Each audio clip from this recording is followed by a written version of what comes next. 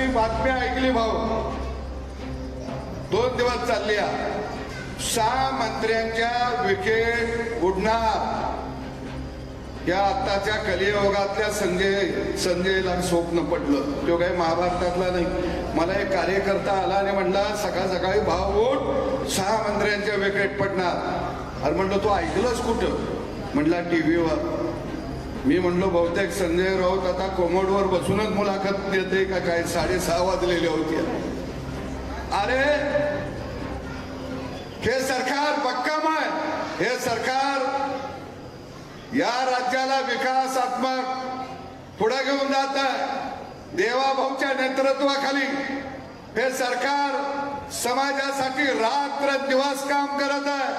तुम्ही कितीही देव पाण्यात घातलं तरी सुद्धा तुमच्या तोंडाला आता यश येणार नाही. कारण मी ऐकलंय त्यावेळी संजय राऊत म्हणायचे आम्ही 25 वर्ष सत्तेवर राहणार. अरे 25 महिने तू राहू शकला नाहीस. आणि म्हणून मला खात्री आहे की देवाभाऊचं सरकार, मी 25 म्हणणार नाही, पण पुढच्या वेळी सुद्धा देवाभाऊचं सरकार या महाराष्ट्रामध्ये सत्तेवरती असणार.